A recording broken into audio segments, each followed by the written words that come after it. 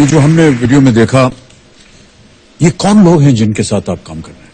Sir, ये basically अनाथ और बेसहारा लोग हैं, क्योंकि हमारे समाज की विडंबना है। वैसे तो हमारा देश श्रवण कुमारों से भरा पड़ा है, लेकिन कुछ बच्चे इतने घिनौने अपराध करते हैं जो अपने बूढ़े माता पिता की पिटाई करते हैं, उनको घर से निकाल देते हैं, उनको खाना नहीं देते, दवा नहीं देते, अस्पतालों में ले जाके उनका इलाज नहीं करवाते, और बहुत बार तो उनको सड़कों पर मरने के लिए छोड़ देते हैं।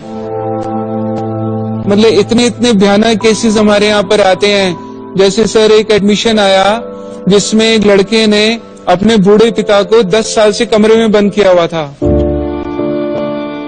और वो सारी प्रॉपर्टी उसकी हड़पना चाहता था, तो उनको पुलिस छुड़वा के लाई। सर, एक एडमिशन ऐसे आया जिसमें एक लड़का गाड़ी में आया, बोलता है कि मेरी मदर को एडमिशन दो, तो और बहुत प्रतिष्ठित परिवार से थे। जब वो अपनी मदर को लाए तो हमारे पांव के नीचे से जमीन निकल गई। उनकी मदर का कुल वजन सिर्फ 12 किलो ही था।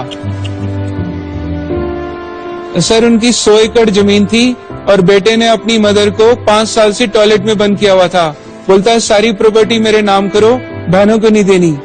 और सर, एक एडमिशन ऐसे आया जिसमें कि हम दहल ही गए कि बच्चे कितने घिनौने अपराध कर रहे हैं। सर, एक लड़के ने तो क्या किया, उसके पिता कोमा में चले गए थे, तो वो लड़के ने सर धोखे से अपने पिता का घर बेच दिया और अपना यूएस का ग्रीन कार्ड बनवा लिया, और फ्लाइट के 4 घंटे पहले अपने फादर को किराए के कमरे में बंद करके कमरे में बड़े बड़े चूहे छोड़ दिए और खुद अमेरिका भाग गया। इसके अलावा सर, क्रूएलिटी इतनी चरम सीमाएं पार कर चुकी है कि इंसान सिर्फ अपने ही शल में होकर रह चुका है। हम पत्थर दिल और कठोरता की तरफ बढ़ते जा रहे हैं। तो सर, मैं आधी आधी रात को जाकर ऐसे लोगों को सड़कों से ढूंढता हूँ जिनको कीड़े पड़े होते हैं, जो लाइलाज बीमारियों से ग्रस्त होते हैं, या ऐसे लोग जो सड़कों पे बिना कपड़ों के नंगे घूमते हैं या नालों में सड़े गले पड़े रहते हैं।